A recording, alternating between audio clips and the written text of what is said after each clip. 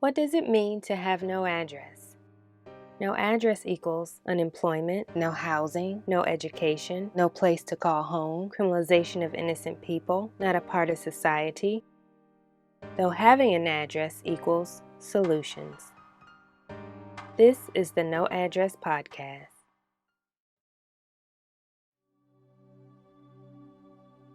Welcome to our podcast where we break down the philosophy of having no address and what that really means.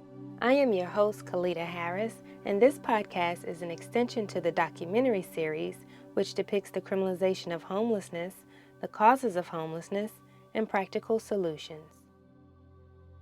Welcome to episode 6 of No Address Podcast. Today we are continuing the conversation of COVID-19 and its effects on the unsheltered.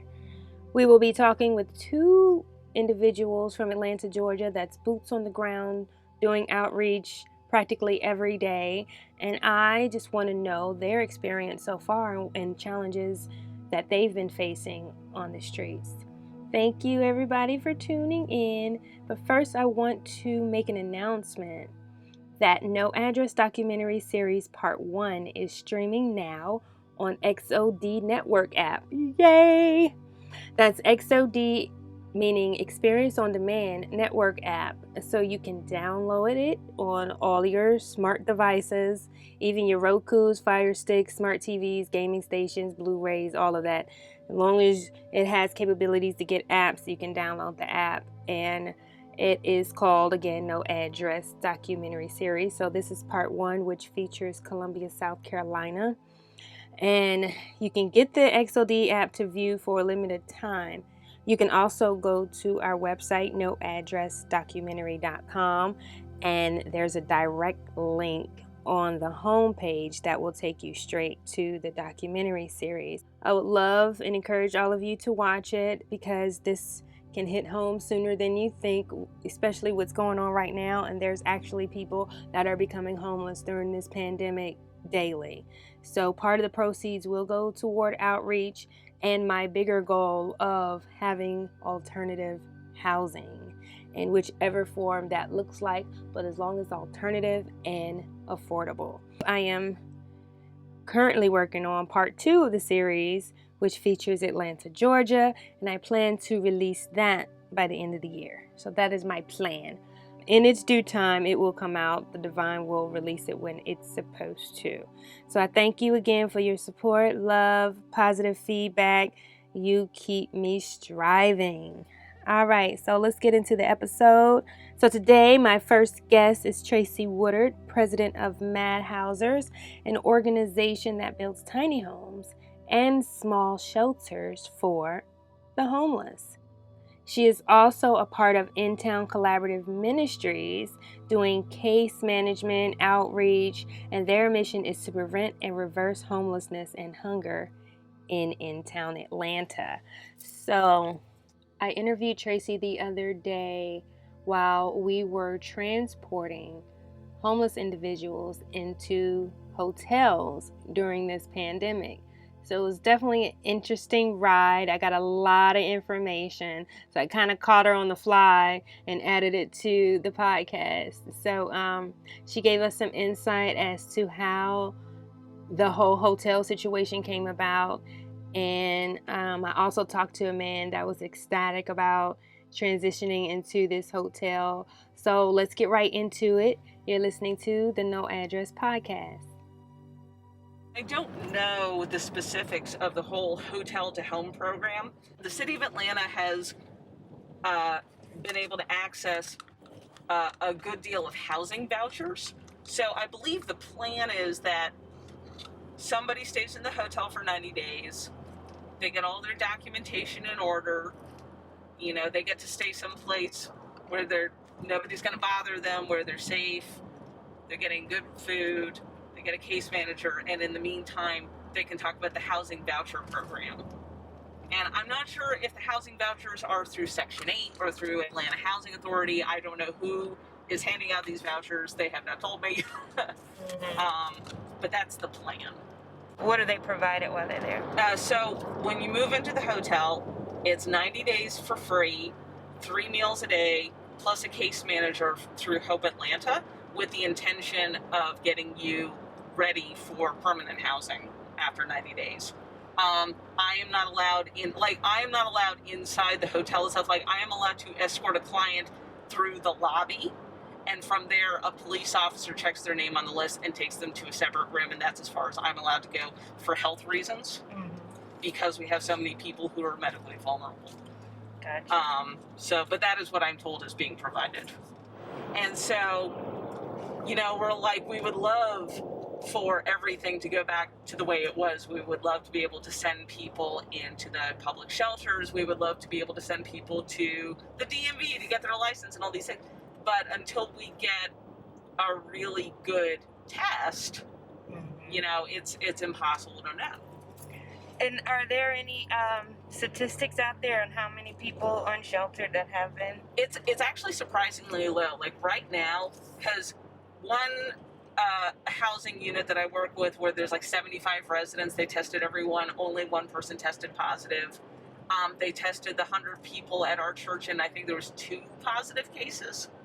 I don't know what it's like at the other shelters here downtown, but so far the numbers of positive test results have been very low. Again, I don't know how much that has to do with demographic or the test itself or just dumb luck. I suspect one of the things is that if you're sleeping in a tent, you're already kind of socially distanced anyway. I want to interject and make a statement that it's interesting that the unsheltered aren't testing more positive than most. And my theory would be that they are protected by the universe. Think about it. They are in the elements, which provides all of our needs. The ones that are barefoot are grounding themselves with the earth, and they are receiving sunlight, which is vitamin D, regularly. It's just something to think about. And the Bible says that the last shall be first and the first shall be last. So that's just something to ponder on. So let's get back to our conversation. I don't know if you're familiar, but CARES Act has a stimulus for $4 billion for the homeless to send out to the different states. And I was just wondering, like, where is it coming from? Are they going straight to the state agencies, trickling it down, or is it specifically for leasing hotels, or what? But okay. Yeah. But this one is something totally private. Yeah. So it could be there. We don't know. Okay. Yeah, that's the thing, is that, this kind of funding, you never really know. This is something that we have been talking about for a long time, is using hotel rooms as a place of stasis. And because, shelters are great, but not everybody is going to be healthy enough to share a room with 50 strangers, and especially like if my clients have a medical condition and they're like, I would rather stay outside than risk catching something. So from a health perspective, this is fantastic. And what I love about this, and I can't share the location, this is a nice hotel. I mean, when they first started saying, there's going to be a free hotel, I was kind of worried. It's like, there's some really dangerous hotels in Atlanta. I hope it's not like one where clients are going to have to worry about drug dealers and, this one's nice. Good. We picked up Wilkes Bonhart, and he was one of the guys that we were transporting to the hotel.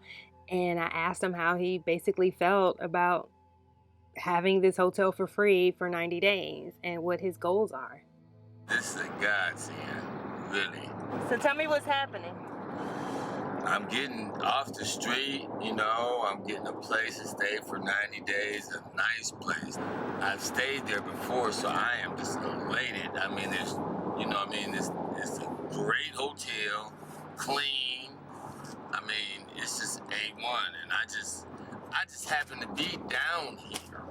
Just happened because I wasn't downtown. I've been living in DeKalb County, at a hotel. I paid up a hotel for a little bit. I do receive disability. and I paid up a hotel, but it's very expensive paying up a hotel. And I wasn't able, because with this coronavirus, I was really ready to get an apartment on my own, but then everything kind of shut down. Nobody's taking applications, and my car was involved, my parked vehicle was involved in a hit and run. So this is like the one shiny moment since like almost a month ago that is really, I don't know, it's just a game changer. It's a game changer. 90 days free rent. If I can't come up off this, it's something wrong. Well, the pandemic is already causing homelessness. I enrolled 2 men recently who were restaurant workers, and they were on the street. And it was the first time they'd ever been on the street. And they were in a situation where they had no safety net. They had no family members they could stay with. They were bachelors. They had a little savings, but they'd spent their savings in the first month. And so they hit the street. And they assumed it would be temporary because, they're healthy, they're capable, they want to work. And they said, well, I'll just stay on the street for a few months and the restaurants will open up and I'll find work. But they've never been on the streets and they're terrified. One guy who's not normally depressed was so suicidal when I met him that I immediately referred him to DeKalb Regional and asked him to check himself in because he wanted to kill himself because he was sleeping outside at 3 inches of rain and he was miserable. That's what we're seeing people, some people have a support system. Some people can move in with family, sleep on a couch, sleep on a floor, sleep in their car, and kind of tough it out. But there are some people, and there's the old adage, most people are one paycheck away from the street, and there's a lot of these people, and that's who we're seeing. Again, they have no cushion, and even if they had the wherewithal to try and apply for benefits, if you don't have a mailbox, if you don't have a phone, if you've been robbed and you don't have identification, it's going to be very hard to pull yourself out of that.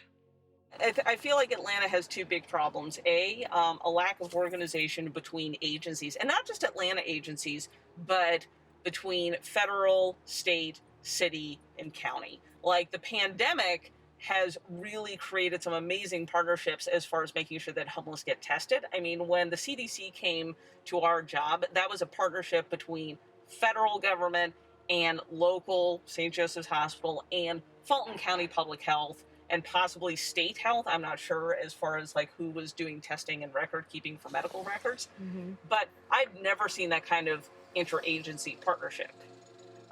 So I feel like if we had the same degree of energy when it came to housing, as far as all the agencies agreeing, okay, we're going to focus on this group of people and work on this solution.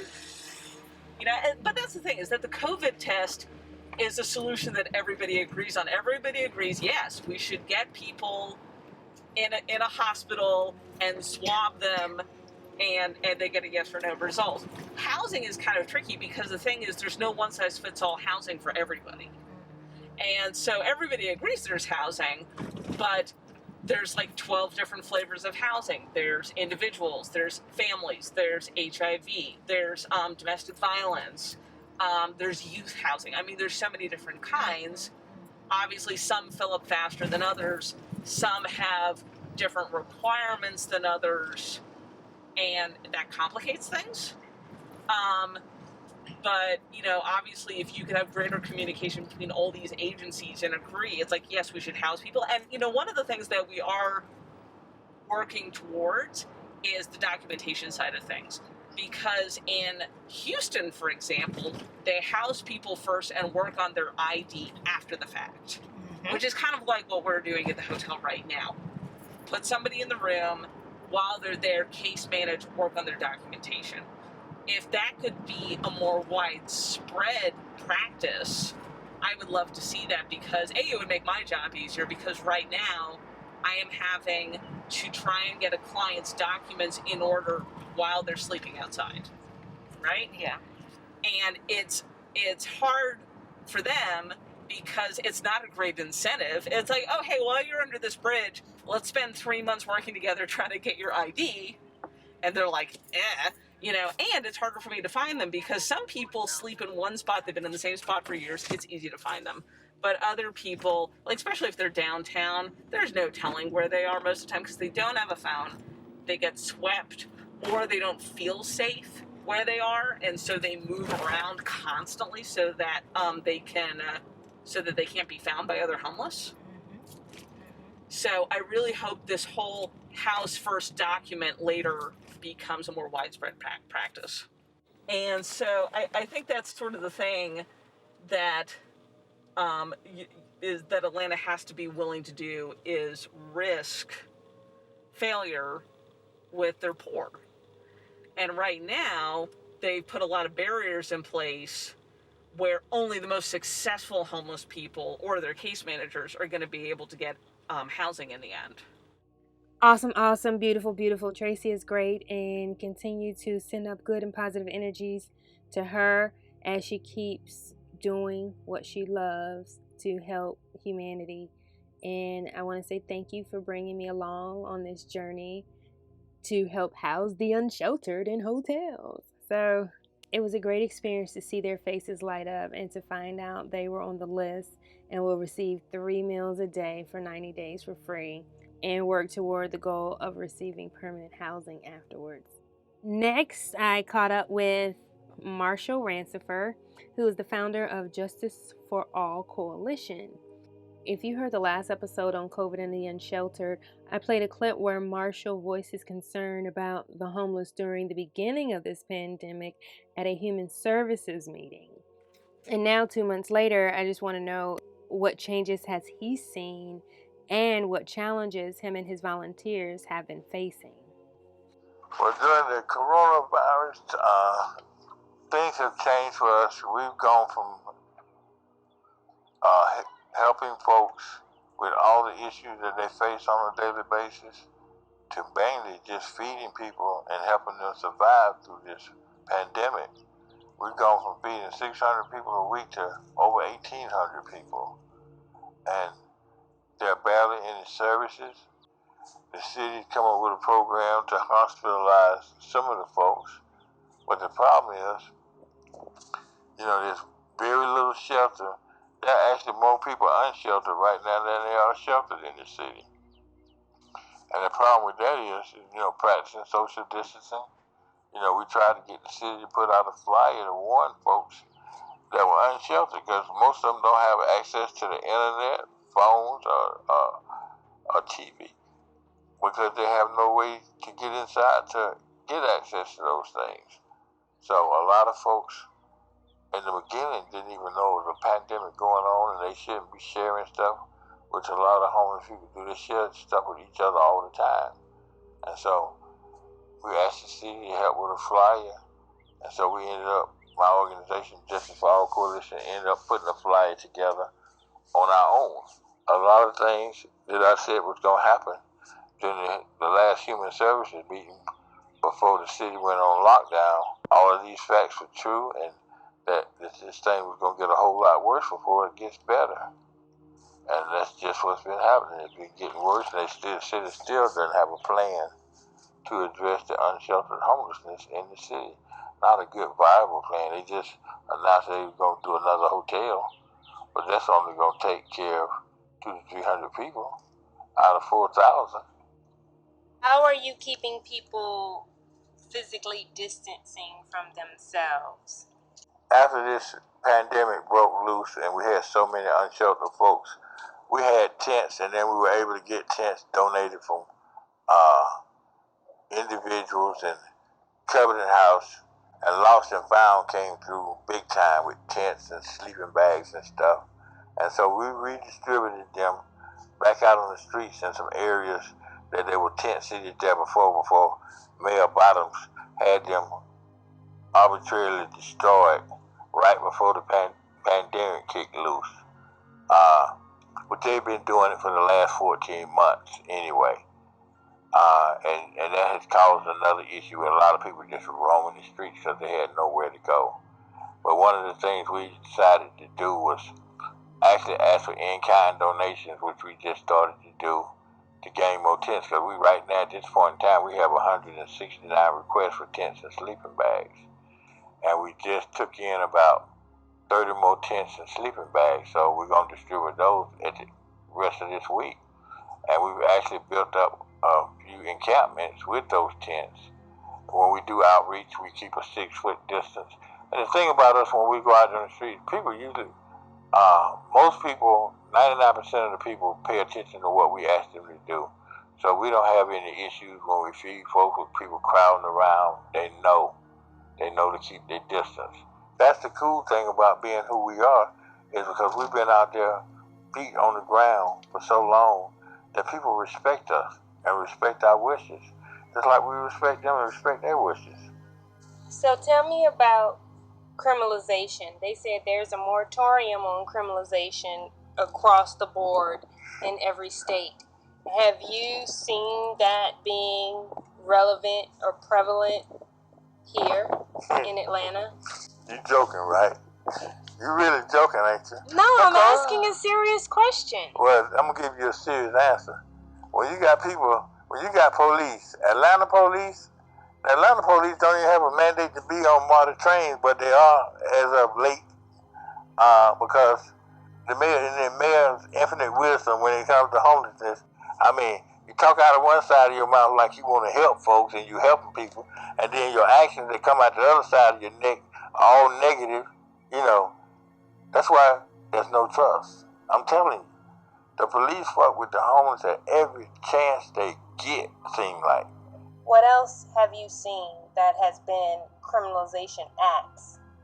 The APD and Model Police have been forcing homeless people off of the trains at Garnett Station, East Point, and Lakewood. They have scared them so bad that I don't know what they told these folks, but these people are scared to ride the train with me, and they know I'll protect them. So they must have said something pretty drastic to get these folks so scared that they won't even get on the train. And that should not be happening to people. People shouldn't be staying off the train under threat of arrest or whatever they done threatened to do to them. I mean, come on now. Exactly. They're not being treated as human beings, especially you're going to force somebody off the train and they got a ticket to be on there. Because you deem them homeless, you deem them don't have a place to go, and you're going to make them get off the train. But see, I want them to make me get off the train next week. Because I'm going to be riding the train next week as a homeless man, and I want to see what they're going to do to somebody that know their rights. I want them to take it. You know what? I hope that they do something. I need somebody to help me fund my outreach program. And what better entity than the city of Atlanta and Model Police and an APD? That would be a good look for me. Okay, I'm going to interject right here and state that you can download a template on our website. Write this down or remember, noaddressdocumentary.com. The template is to stop officials from destroying encampments, arresting unhoused people for resting or sheltering in public, impounding vehicle shelters, and other practices. You can download it and edit your information. If you don't have a local organization, then just put your name and add advocate, activist, or concerned citizen. Send it to your city, county, or state officials wherever you live. So again, download the template at noaddressdocumentary.com and share. Share the website, share the documentary, spread the word. You said you wanted to help, right? So this is how we take action. Okay? So let's do this, people. Let's really do it. I mean, it's already laid out for you.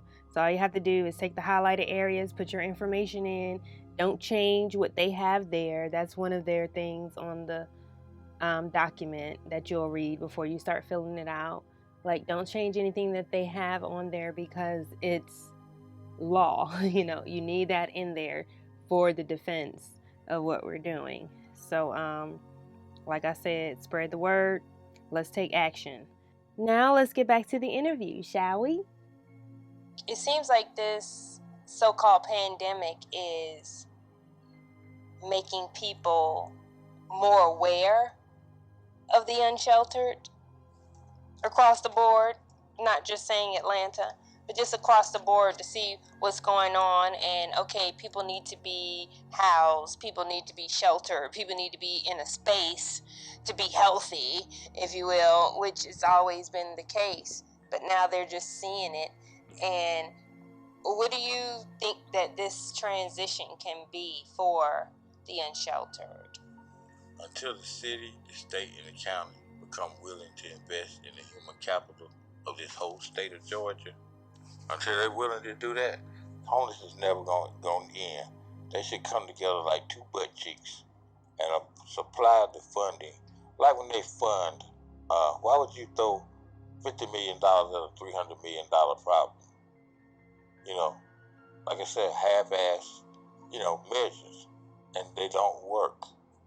So if you can throw $300 million at a stadium, why can't you throw $300 million towards the human capital of the state and provide decent housing and decent jobs, living wage jobs, so we can end homelessness for this whole state?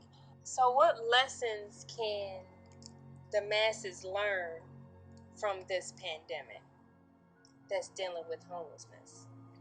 What they can learn is they need to start advocating. They need to become activists against this problem. They need to stand up and be heard from, because change only occurs when you get enough people willing to stand up for what's right. And these days, there's not a whole lot of people standing up for what's right and other people's rights. And I mean, it's just not in the area of homelessness. It seems like it's in the area, unless if it's not what deemed a worthy cause. Okay, so you got a lot of causes that get a lot of play, but the one that gets the least play is the one that's for the least of these. Okay, the least of God's children.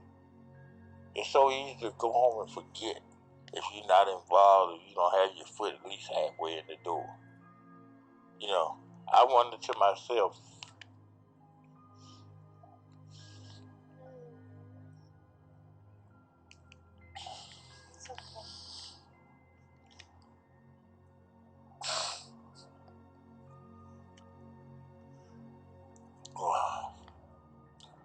I wonder how people can go home and rest peacefully when they know people are actually freezing to death on the streets of Atlanta during the weather. 18 people died on the streets from hypothermia 2 years ago. And people, it was just another everyday occurrence that didn't mean shit to nobody but people like myself that are regularly doing this work. And they were lonely. Yeah. And people are feeling that effect right now to bury someone online. Yeah. Or just at a gravesite. Yeah. Not have a funeral because of this pandemic. So a lot of things should be coming into people's consciousness, as in, this is a real situation. It doesn't matter your economic status. It's on a human level, and everybody can experience some type of loss or neglect or something. So I guess that's what we're trying to expose here and shed light on.